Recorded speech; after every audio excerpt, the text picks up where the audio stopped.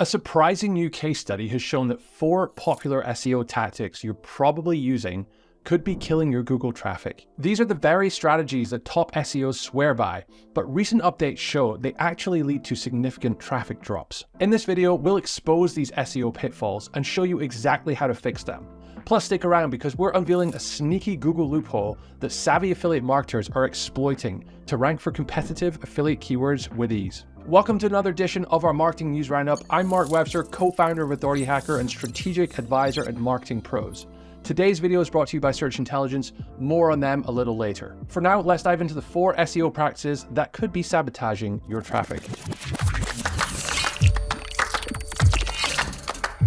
A case study by Cyrus Shepard from Zippy SEO and previous guest on our podcast, go check that one out here, explored the impact of recent Google updates on 50 international sites relying on ads and affiliate links. And this wasn't just some superficial analysis. The sites were carefully selected for similarities in traffic, content, monetization methods, and whether or not they gained or lost traffic after major Google updates in 2023. Shepard stresses that the sample size is small and correlation doesn't equal causation. Still, the findings are significant. First, losing sites had a higher variety of anchor text for both internal and external links. For example, using contact, reach out, and get in touch as anchor text for the same URL counts as 3 variations. Varying your anchor text has been considered SEO best practice since the Penguin update that went after heavy link optimization, so this is pretty surprising. Shepard also found that websites with more frequent updates performed worse. The average published or updated age of URLs on winning sites was 774 days.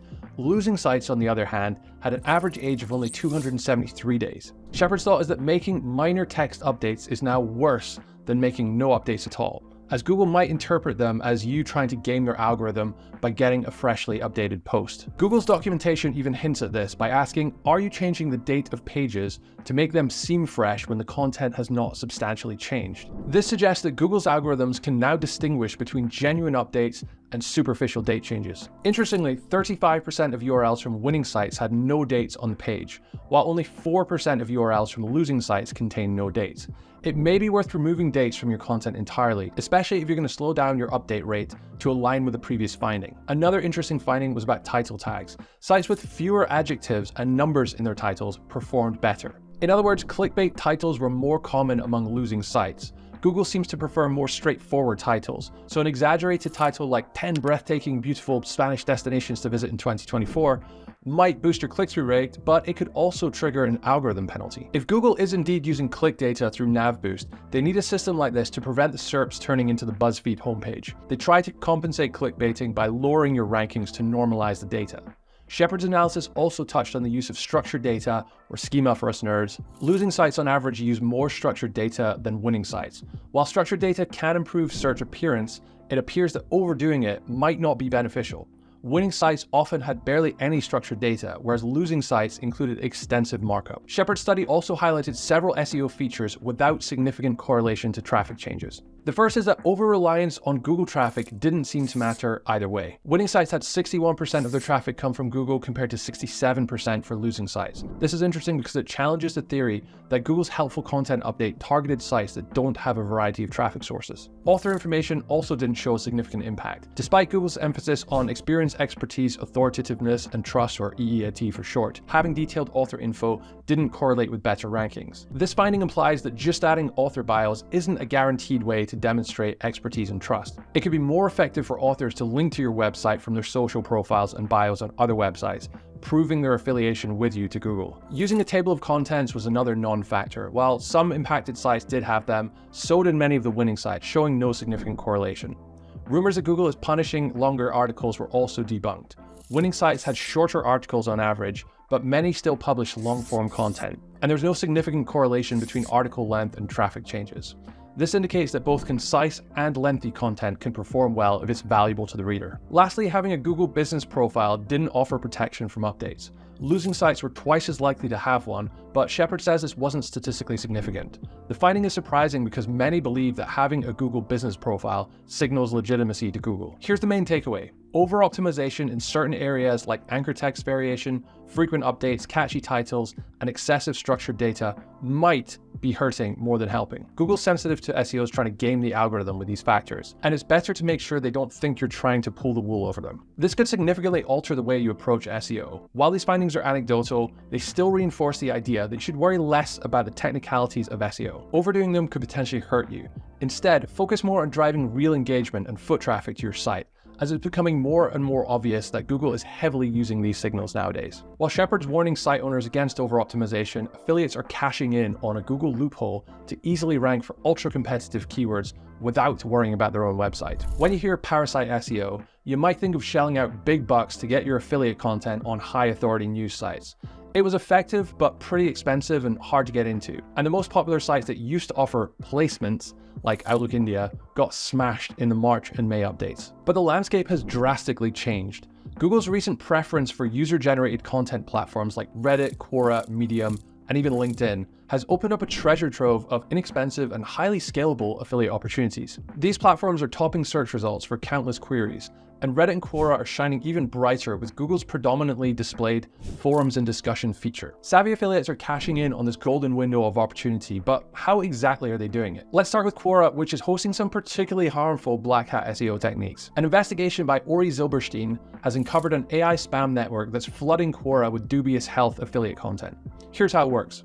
Affiliates create bogus profiles specializing in health topics like back pain, using realistic headshots generated by thispersondoesnotexist.com. They use keyword tools to find Quora threads ranking on Google for relevant keywords. For each thread, they generate a short-form article with ChatGPT that includes a generic answer and an affiliate link to a health product. For example, one profile provided 159 answers on back pain. In just 17 days, they got over 26,000 views to their profile, thanks to Google ranking these answers for back pain queries. Adding to the problem, the increased views on spam answers create a false sense of trustworthiness. On each answer, Quora displays the profile's total number of answers and the answer views to help users gauge how active the account is. With Google feeding views to these answers, users are more likely to trust their advice. So how widespread is the Quora problem? Well, Glenn Alsop analyzed the top 1,000 symptom keywords, such as bladder infection symptoms or flu symptoms, to see the top-ranking websites. Quora was second on the list, beating out much more trustworthy entities like Cleveland Clinic, WebMD, and even the CDC itself. This means millions of people are getting serious health advice from ChatGPT affiliate spam. Not a great look for Quora or Google. But Quora is only part of the problem. Reddit is arguably an even more lucrative opportunity for Parasite SEO, with Google exploding Reddit's traffic to over 600 million page views per month, and it's still climbing. For instance, a Reddit thread is currently ranking second for the highly lucrative best VPN keyword, and the post includes an affiliate link. The issue extends to many other valuable product review keywords such as best Bluetooth speaker and best gaming mouse. And if you search for other products with high-paying affiliate programs such as registered agents for business, the top results include a variety of Reddit threads containing affiliate links. So how are people manipulating Reddit? Well, according to 404 Media, one method involves finding already ranking pages and adding comments with affiliate links using aged Reddit accounts. These accounts are really easy to buy on forums like Black Hat World, where many sellers sell high karma accounts for pennies on the dollar. To push the comments to the top, they manipulate the upvotes with either a small army of bot accounts or by purchasing upvotes from a service. We've also noticed a second method that's a bit more sophisticated. This is present in the best VPN result. It involves making a post on a separate subreddit that contains your affiliate link and includes keywords like Reddit and 2024 in your title and content. Then you cross-post that post on a more popular subreddit where it gets more engagement and ranks on Google. Internal linking helps the thread rank, and moderators are probably less suspicious of Reddit internal links. There are even bots now that will market your products for you. 404 Media highlighted a service named Reply Guy, an AI that comments on Reddit to promote your product. Just give it the product name and URL, and the bot will find and reply to relevant Reddit posts on its own. Just to be clear, we're not advocating these tactics, merely reporting on them. We think they're short-sighted and just a little bit spammy. It's not something we endorse, but it is something that's working for now on Google. For sure they will change this, but as marketers, it's important to know what other people are doing. While Reddit and Quora dominate the Parasite SEO landscape, they're not the only players. LinkedIn and Medium are also being exploited for substantial affiliate profits. We conducted an experiment to test the power of Parasite SEO on LinkedIn.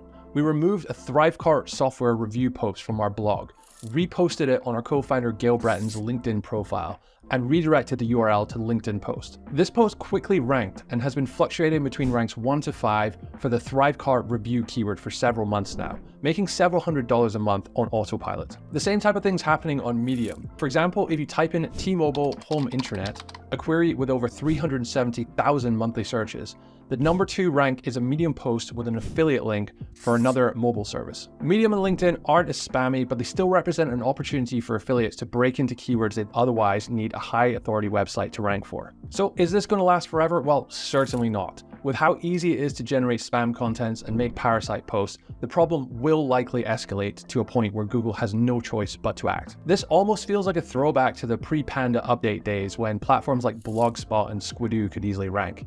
Google patched the loophole and they'll likely do the same here too. John Mueller has hinted at a high quality content update in the next Quora update, so these parasite SEO results might be replaced by more conventional websites.